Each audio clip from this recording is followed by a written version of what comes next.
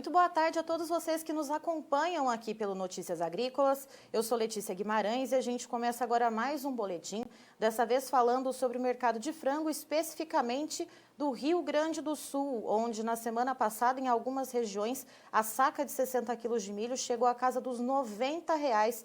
E quem está aqui para trazer mais detalhes para a gente a respeito deste assunto é o José Eduardo dos Santos, que é presidente executivo da ASGAV, a Associação de Avicultores lá do Rio Grande do Sul. Seja muito bem-vindo, José Eduardo. Obrigado, Letícia, mais uma vez por estar participando aí desse programa que leva notícias aí e informações para o agronegócio. E realmente esse ano aí nós temos um ano muito desafiador, né, que já está indo para o seu final, né, que redirecionou aí muitas das nossas atividades aí para poder superar aí as dificuldades. José Eduardo, como eu comentei no início do programa, né, e que a gente também conversou um pouquinho antes de entrar agora ao vivo, algumas regiões aí do estado do Rio Grande do Sul, na semana passada, registraram preço, né, de R$90 até a saca de 60 quilos de milho. Quais foram essas regiões ou algumas delas para a gente poder pontuar aqui para os nossos espectadores? Nós temos as praças aqui onde acontecem aí as maiores operações e aquisições de grão, onde estão concentradas aí os polos de avicultura no estado do Rio Grande do Sul, né, que é na região aqui de Passo Fundo, Erechim, ali se detectou em torno de 88, depois na região aqui da Serra, Garibaldi, Farroupilha, Caxias, ali se detectou entre 88 e 90, né, mas se vê também que já há um movimento assim de retração, tímido, mas de retração. Tá? Agora, o que nós podemos dizer, Letícia, que esse movimento esse ano que deu essa disparada no preço do milho e da soja, não é um movimento de crise, de falta de grão, né, ou um movimento de impactos de extrema dificuldade no setor em relação à seca e estiagem, né, que ocasionou pela falta do grão. Não. O que aconteceu esse ano, né, e aí tem as influências de pandemia, tem as influências da estiagem do início do ano, final do ano passado, início desse ano, essa que se inicia agora também, né, que está afetando aí a plantação, né, tem a questão também que nós tivemos aí todo um movimento em relação à nossa economia, né, durante a pandemia aí, que mexeu com mercados potenciais consumidores, né, dos nossos produtos, né, esses mercados que ficaram fechados por muito tempo, uma série de fatores, né, mas o mais grave de todos eles, que eu considero assim, do porquê dessa disparada no preço do milho, quando você tem um estoque, né, de mais de 9 milhões de toneladas no Brasil, né, é o movimento da retração na oferta, né, é o movimento do redirecionamento, né, da operação de venda desse grão para uma operação, digamos assim, tartaruga, né, como se vê aí em movimentos, que diminuiu a velocidade dessa oferta, né, com todos esses fatores que eu citei anteriormente, deu esse distúrbio no mercado. Por que é um distúrbio? Porque a gente acompanha já a avicultura há um bom tempo, nós acompanhamos, né, crises que já vieram, que já ultrapassamos, que já superamos, né, que já trabalhamos para buscar medidas aí para compensar as dificuldades do setor, como na greve dos caminhoneiros, como também em outras épocas de estiagem, de escassez, de exportação, né, expressiva, né, de variação cambial. Olha, todas as crises que existem no mundo, exceto essa questão da pandemia, que é uma novidade, tá?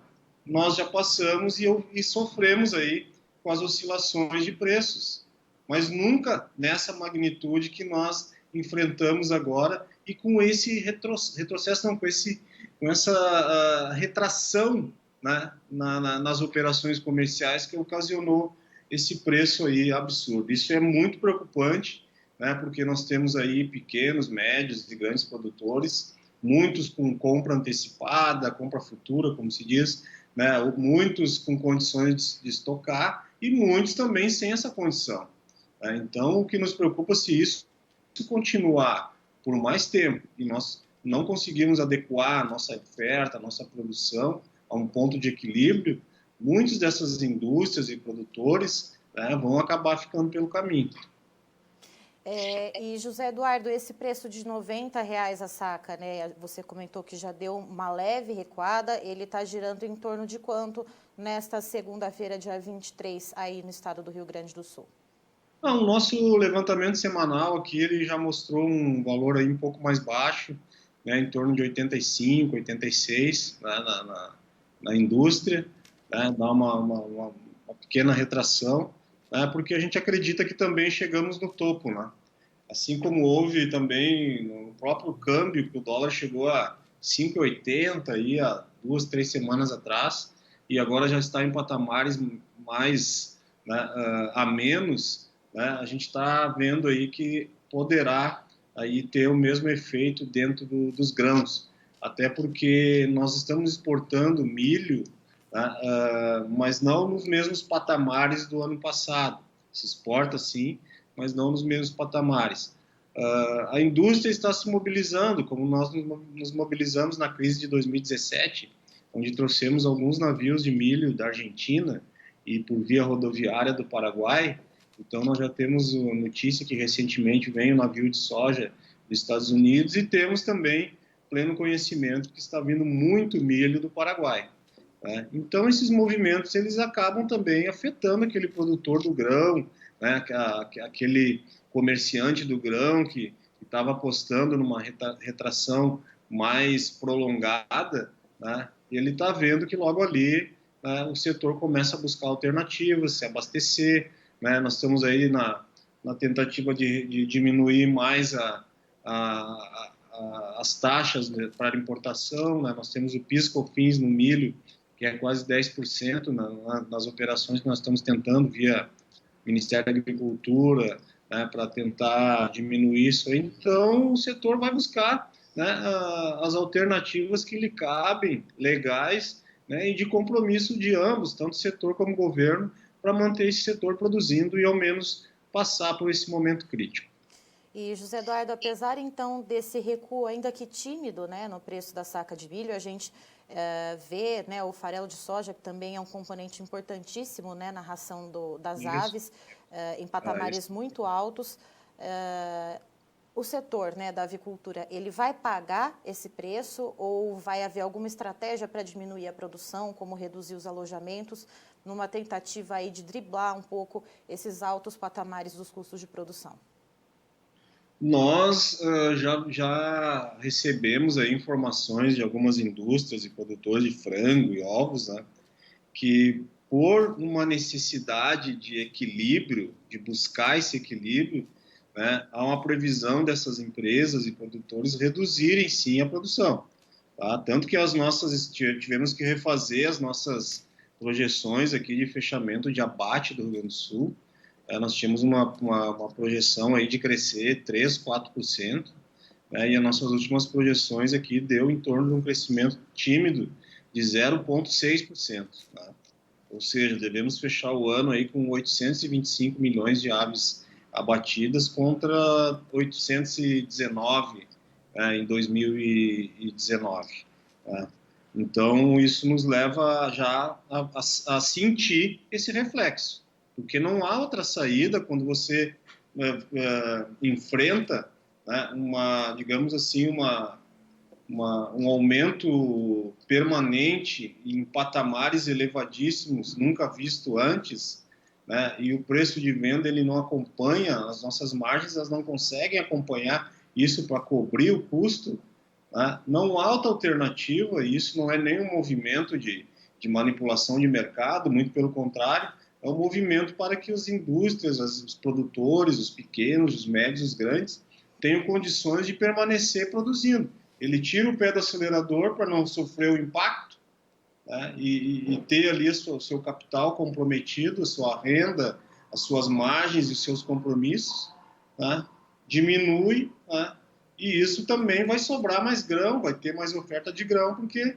ele está diminuindo a produção. Então, com certeza, o setor está fazendo isso, né, para buscar, sim, esse ponto de equilíbrio e poder ultrapassar. A gente está enfrentando aí o início de uma nova estiagem, né, com o efeito do Laninha, que foi anunciado aí pelos especialistas.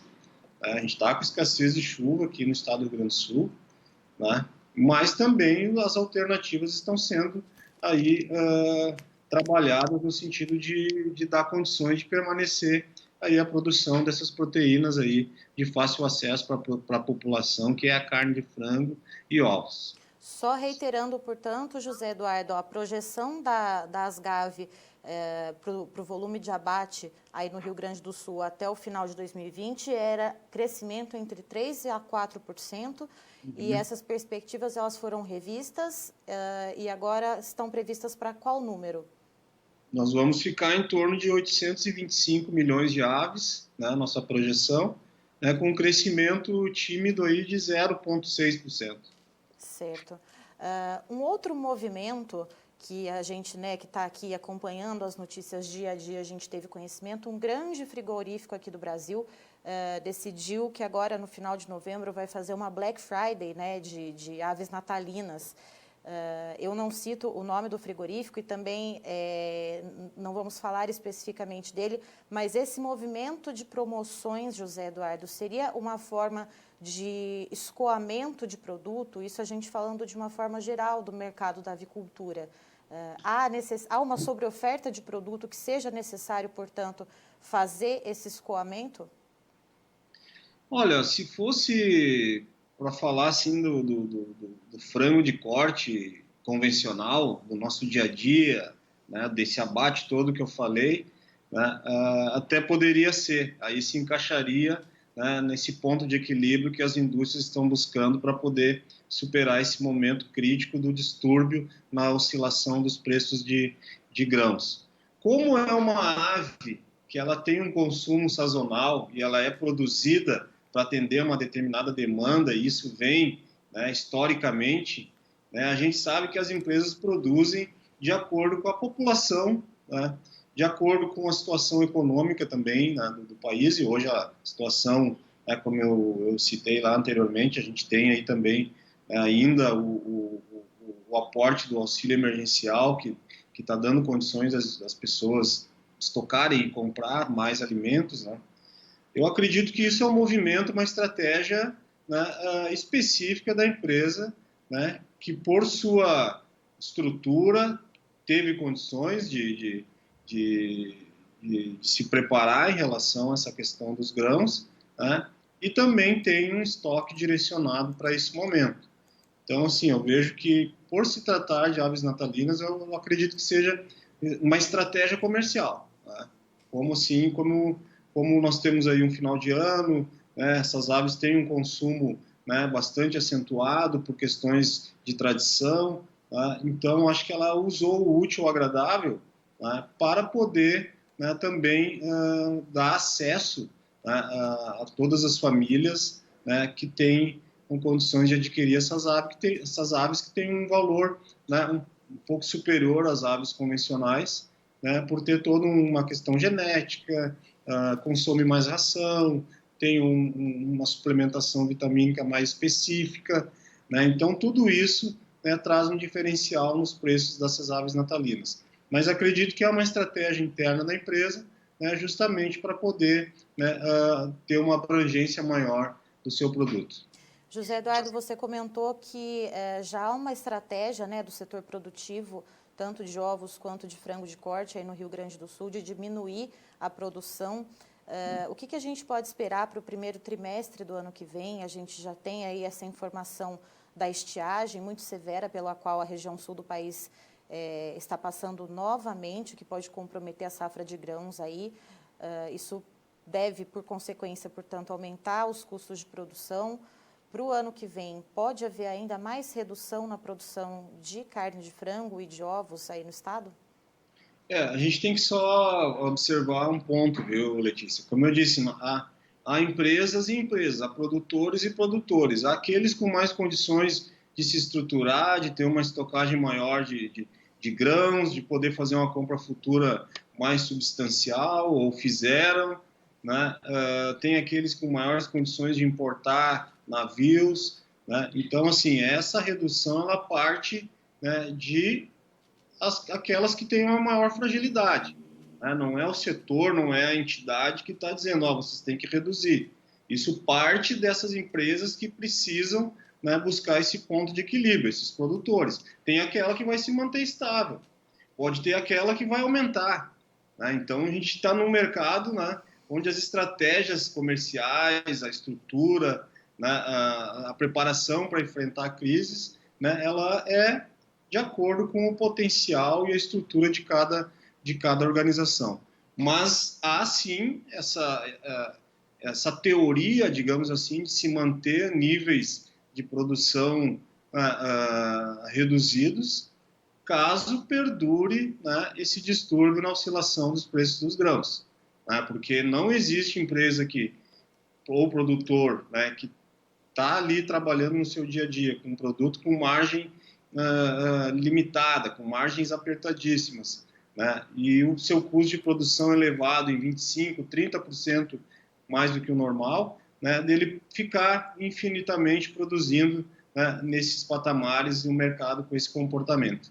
Então, a previsão é muita cautela, né? A previsão é tentar ver como vai ficar essa questão da pandemia, segunda onda em Europa, em Estados Unidos, né? Não sei em outros continentes como é que está, que importam, né, os nossos alimentos, né, que isso pode afetar também. Como é que vai ficar aqui dentro, né, que já se vê, né, o aumento novamente aí de algumas situações de pandemia. Então, é um cenário ainda meio nebuloso, né, para a gente dizer o que vai acontecer. Mas o que eu posso dizer assim que há sim, né, como medida de cautela, né, do setor, né, não ampliar demais a produção. Aqueles que tiverem condições de manter estáveis a sua plataforma de produção vão continuar. Aqueles que podem aumentar, talvez aumentem, tá? Mas há sim aqueles que precisam, que é uma necessidade, né, que se readecue e busque um ponto de equilíbrio para ele poder ter um oxigênio e ultrapassar esse momento crítico aí que nós estamos passando. A gente busca as alternativas, nós vamos estar trabalhando para buscar cada vez mais alternativas para suprir, né, o setor de proteína animal com grãos, ou seja, da Argentina, ou seja, né, do Paraguai, que tem vindo muito, Estados Unidos, né, até que a situação se acomode, né? Que a gente tem uma produção no Brasil considerável, temos um estoque considerável, nós precisamos só ter uma disciplina melhor, né, nesse mercado, né? E evitar que se prejudique, né, ou até se interrompa as atividades de muitos produtores de aves, ovos e suínos, que são fiéis consumidores dos produtores de milho e soja do Brasil, tá? E depois, lá na frente, esses países que importam milho podem se tornar autossuficientes ou buscar de outros países concorrentes, e aí os produtores de grãos, de soja, vão ter que buscar alguém aqui no mercado interno.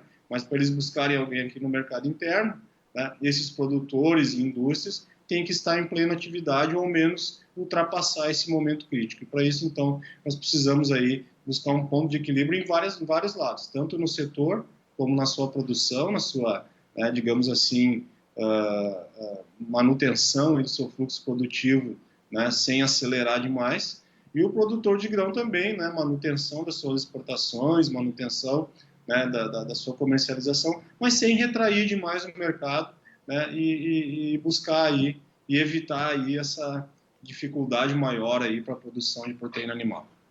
Certo, José Eduardo, eu agradeço a sua participação aqui conosco no Notícias Agrícolas, você é sempre muito bem-vindo.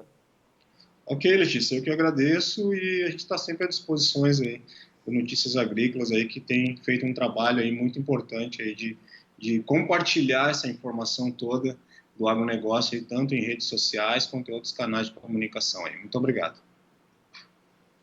Estivemos aqui, portanto, com o José Eduardo dos Santos, que é presidente executivo da ASGAV, Associação Gaúcha de Avicultura, trazendo para nós aqui como que está o panorama do setor da avicultura lá no Rio Grande do Sul.